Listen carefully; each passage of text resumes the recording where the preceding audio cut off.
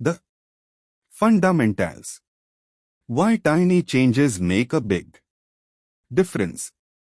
1. The surprising power of atomic habits. The fate of British cycling changed one day in 2003.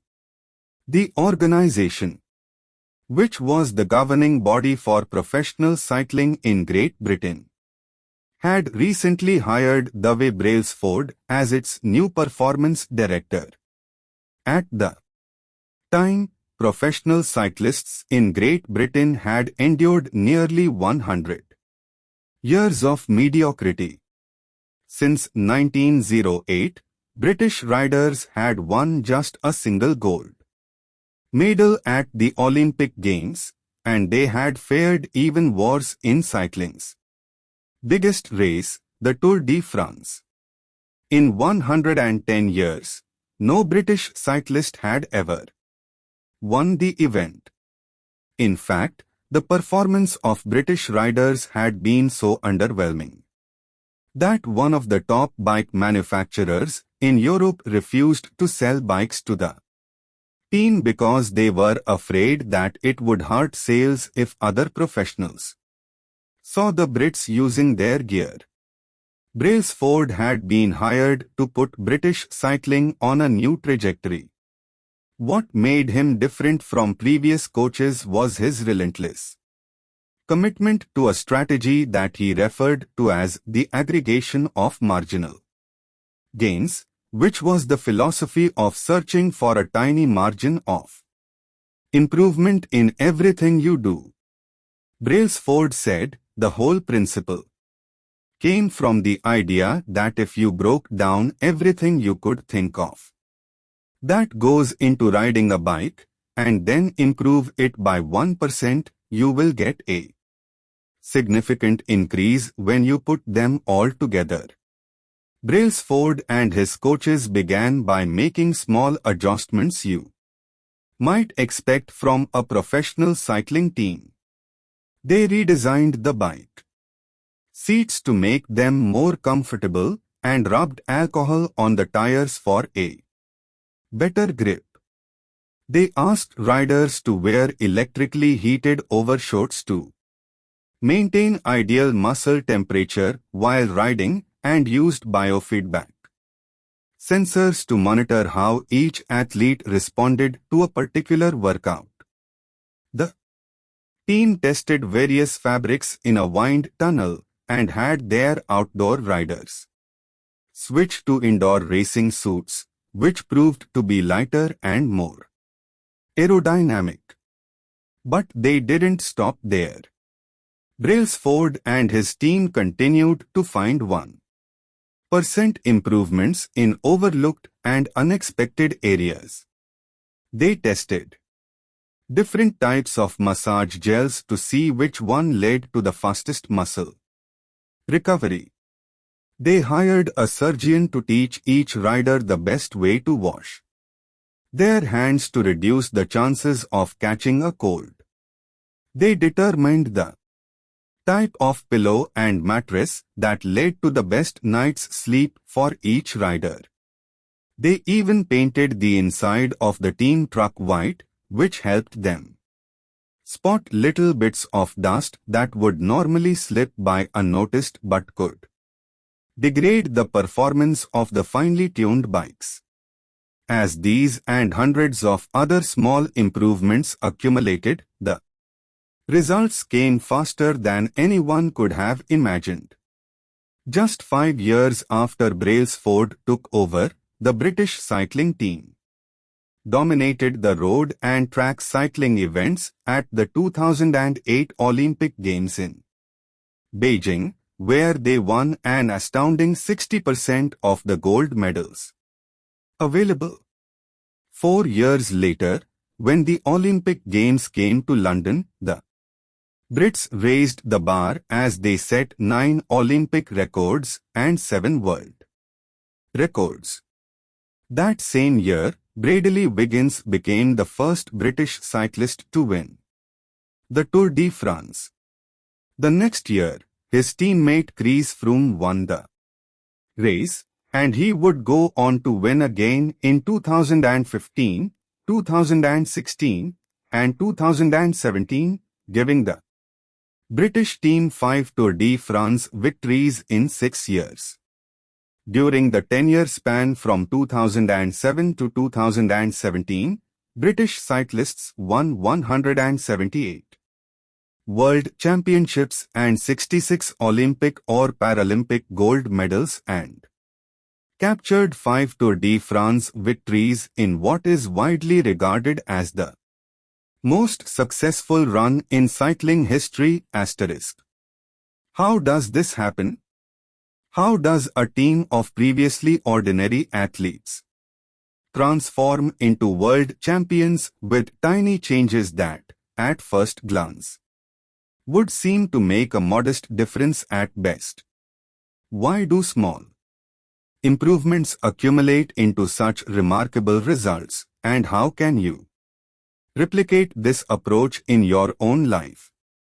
Why small habits make a big difference? It is so easy to overestimate the importance of one defining moment and underestimate the value of making small improvements on a daily basis. Too often, we convince ourselves that massive success requires massive action. Whether it is losing weight, building a business, writing a book, winning a championship, or achieving any other goal, we put pressure on ourselves to make some earth-shattering improvement that everyone will talk about. Meanwhile, improving by 1% isn't particularly notable. Sometimes it isn't even noticeable, but it can be far more meaningful, especially in the long run. The difference a tiny improvement can make over time is astounding. Here is how the math works out. If you can get 1% better each day for 1 year, you'll end up 37 times better by the time you're done. Conversely, if you get 1% worse each day for 1 year, you'll decline nearly down to zero. What starts as a small win or a minor setback accumulates into something much more. 1% better every day. 1% worse every day for 1 year. 0.99365 is equal to 00.03. 1% better every day for 1 year. 1.01365 is equal to 37.78. Figure 1. The effects of small habits compound over time. For example, if you can get just 1% better each day, you'll end up with results that are nearly 37 times better after 1 year. Habits are the compound interest of self-improvement. The same way that money multiplies through compound interest, the effects of your habits multiply as you repeat them. They seem to make little difference on any given day, and yet the impact they deliver over the months and years can be enormous. It is only when looking back to 5 or perhaps 10 years later that the value of good habits and the cost of bad ones becomes strikingly apparent. This can be a difficult concept to appreciate in daily life. We often dismiss small changes because they don't seem to matter very much in the moment. If you save a little money now, you are still not a millionaire. If you go to the gym 3 days in a row, you are still out of shape. If you study Mandarin for an hour tonight, you still haven't learned the language. We make a few changes, but the results never seem to come quickly, and so we slide back into our previous routines. Unfortunately, the slow pace of transformation also makes it easy to let a bad habit slide.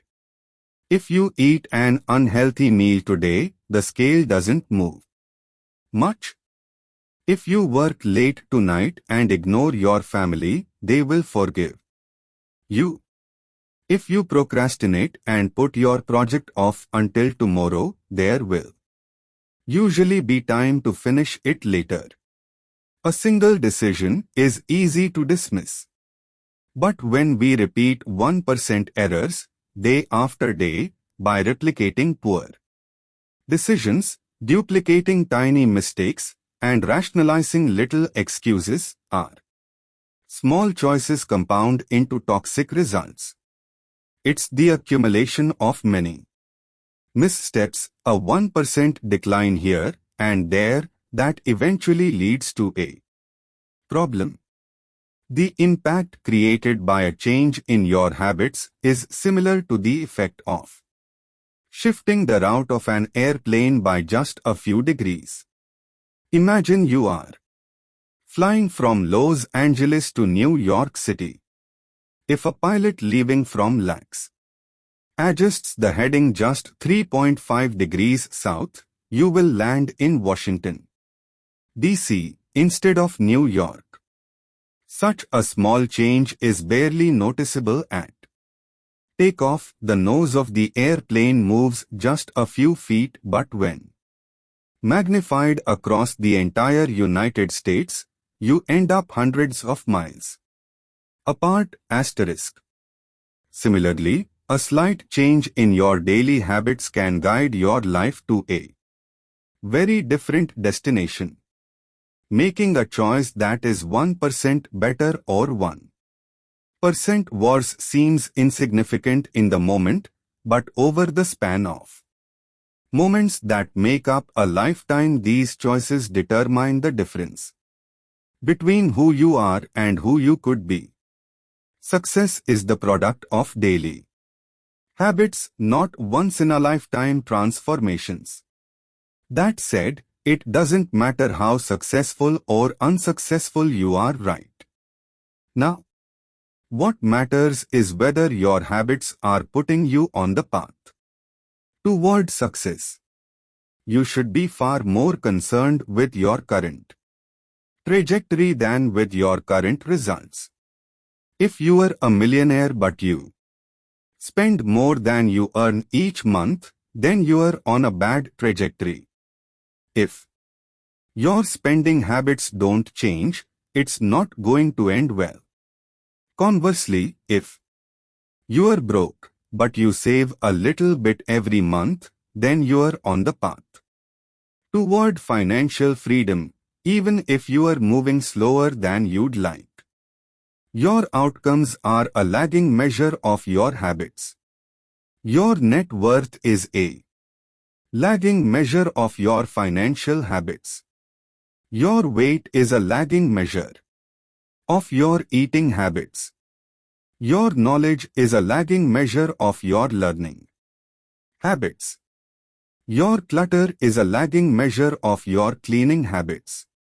You get what you repeat. If you want to predict where you'll end up in life, all you have to do is follow the curve of tiny gains or tiny losses and see how your daily choices will compound 10 or 20 years down the line. Are you spending less than you earn each month? Are you making it into the gym each week? Are you reading books and learning something new each day?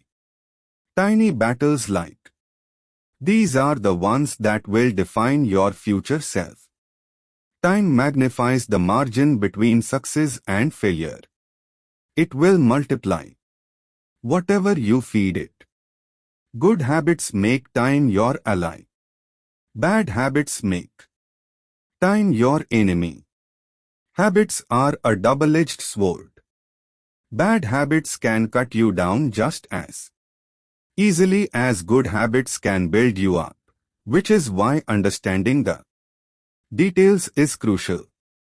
You need to know how habits work and how to design them to your liking so you can avoid the dangerous half of the blade.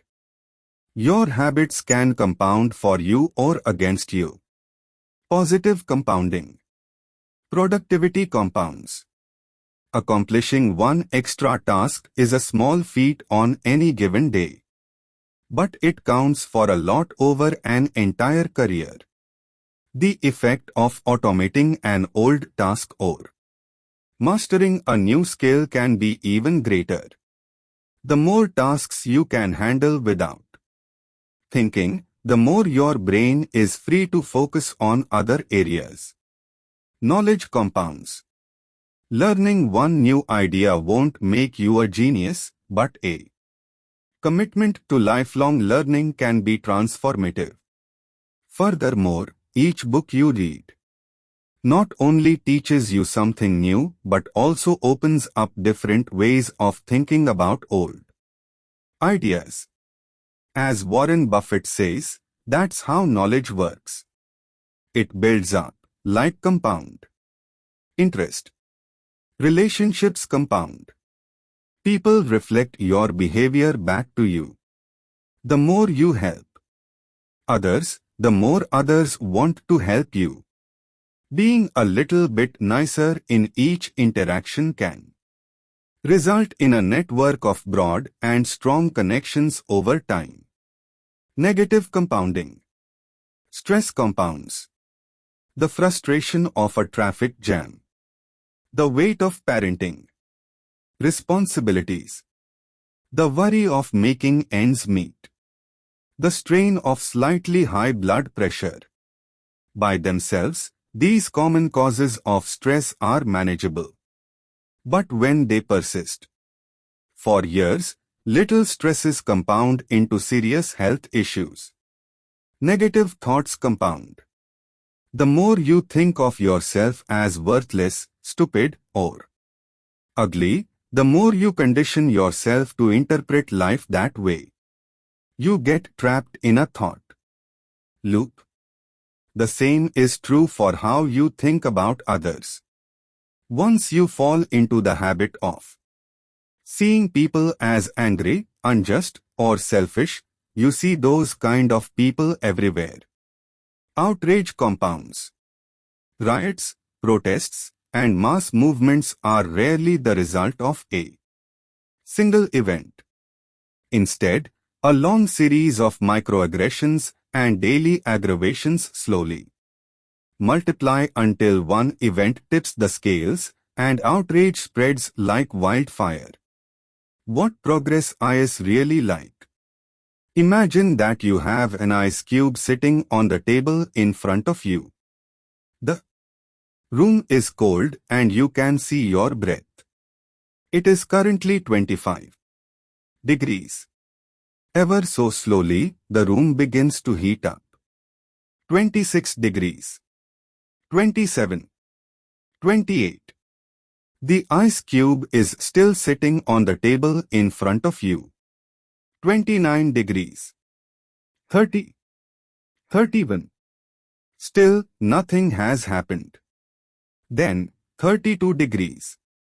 The ice begins to melt. A 1-degree shift. Seemingly no different from the temperature increases before it has unlocked a huge change. Breakthrough moments are often the result of many previous actions, which build up the potential required to unleash a major change. This pattern shows up everywhere. Cancer spends 80% of its life undetectable, then takes over the body in months.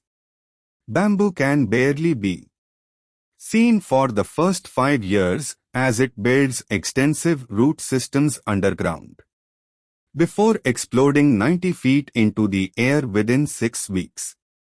Similarly, habits often appear to make no difference until you cross a critical threshold and unlock a new level of performance. In the early and middle stages of any quest, there is often a valley of disappointment. You expect to make progress in a linear fashion, and it's frustrating how ineffective changes can seem during the first days, weeks, and even months. It doesn't feel like you are going anywhere. It's a hallmark of any compounding process. The most powerful outcomes are delayed. This is one of the core reasons why it is so hard to build habits that last. People make a few small changes, fail to see a tangible result, and decide to stop. You think, I have been running every day for a month, so why can't I see any change in my body? Once this kind of thinking takes over, it's easy to let good habits fall by the wayside. But in order to make a meaningful difference, habits need to persist long enough to break through this plateau. What I call the plateau of latent potential. If you find yourself struggling to build a good habit or break a bad one, it is not because you have lost your ability to improve. It is often because you have not yet crossed the plateau of latent potential. Complaining about not achieving success despite working hard is like complaining about an ice cube not melting when you heated it from 25 to 31 degrees. Your work was not wasted, it is just being stored. All the action happens at 32 degrees. When you finally break through the plateau of latent potential, people will call it an overnight success. The outside world only sees the most dramatic event rather than all that preceded it. But you know that it's the work you did long ago, when it seemed that you weren't making any progress, that makes the jump today possible. It is the human equivalent of geological pressure. Two tectonic plates can grind against one another for millions of years, the tension slowly building all the while. Then, one day, they rub each other once again in the same fashion they have for ages, but this time the tension is too great. An earthquake erupts. Change can take years before it happens all at once.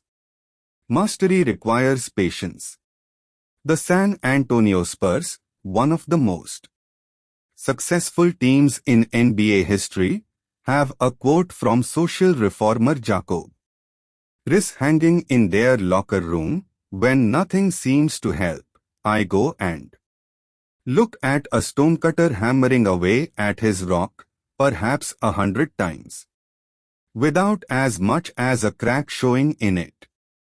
Yet at the 101st blow, it will split in two, and I know it was not that last blow that did it, but all that had gone before." The plateau of latent potential. Figure 2. We often expect progress to be linear. At the very least, we hope it will come quickly. In reality, the results of our efforts are often delayed. It is not until months or years later that we realize the true value of the previous work we have done. This can result in a valley of disappointment where people feel discouraged after putting in weeks or months of hard work without experiencing any results. However, this work was not wasted. It was simply being stored. It is not until much later that the full value of previous efforts is revealed. All big things come from small beginnings. The seed of every habit is a single, tiny decision. But as that decision is repeated, a habit sprouts and grows stronger. Roots entrench themselves and branches grow. The task of breaking a bad habit is like uprooting a powerful oak within us. And the task of building a good habit is like cultivating a delicate flower one day at a time. But what determines whether we stick with a habit long enough to survive the plateau of latent potential and break through to the other side? What is it that causes some people to slide into unwanted habits and enables others to enjoy the compounding effects of good ones? Forget about goals, focus on systems instead. Prevailing wisdom claims that the best way to achieve what we want in life, getting into better shape, building a successful business, relaxing more, and worrying less, spending more time with friends and family, is to set specific, actionable goals. For many years, this was how I approached my habits, too. Each one was a goal to be reached.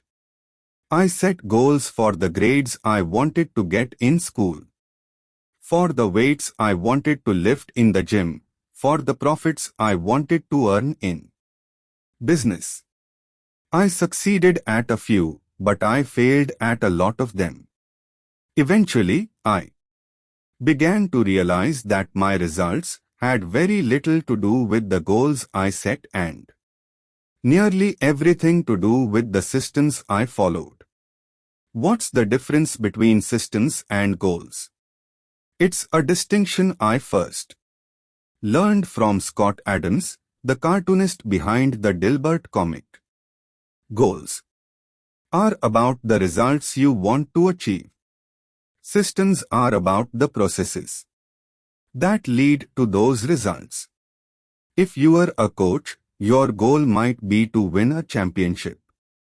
Your system is the way you recruit players, manage your assistant coaches, and conduct practice. If you are an entrepreneur, your goal might be to build $1 million business. Your system is how you test product ideas, hire employees, and run marketing campaigns. If you are a musician, your goal might be to play a new piece.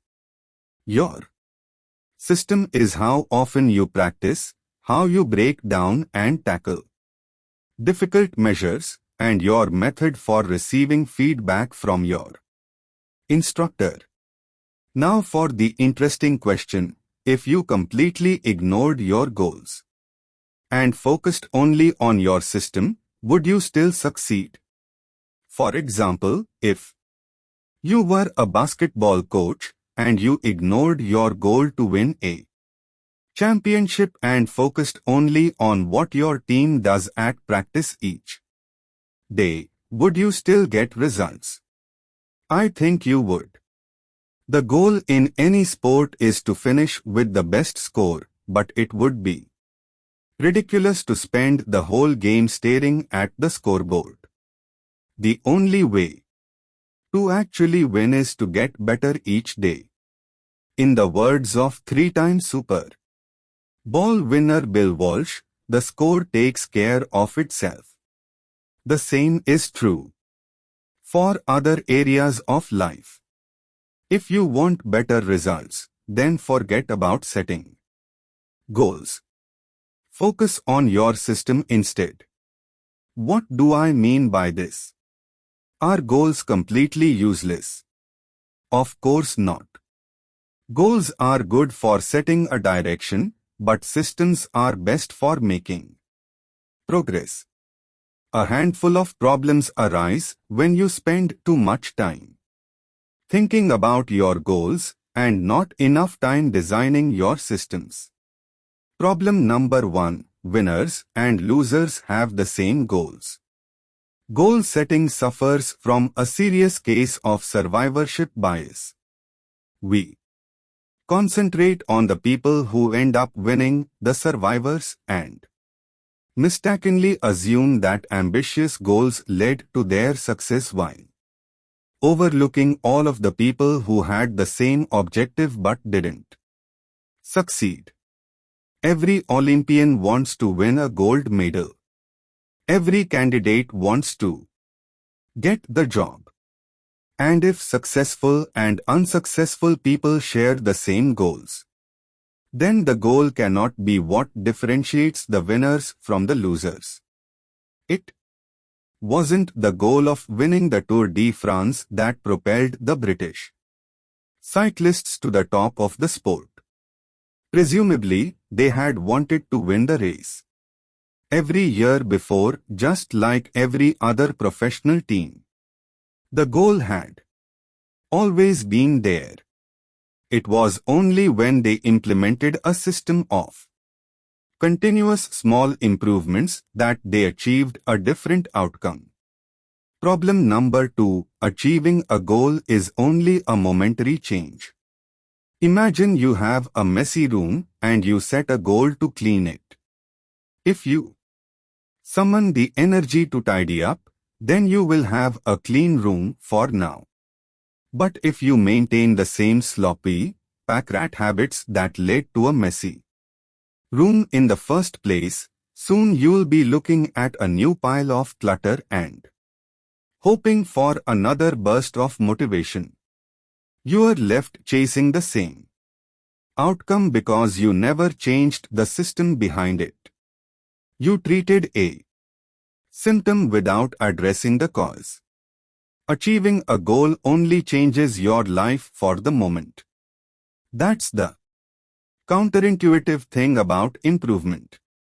We think we need to change our results, but the results are not the problem. What we really need to change are the systems that cause those results. When you solve problems at the results level, you only solve them temporarily. In order to improve for good, you need to solve problems at the systems level. Fix the inputs and the outputs will fix themselves. Problem number 3. Goals restrict your happiness. The implicit assumption behind any goal is this: once I reach my goal, then I will be happy. The problem with a goals-first mentality is that you are continually putting happiness off until the next milestone. I have slipped into this trap so many times I have lost count. For years, happiness was always something for my future self to enjoy.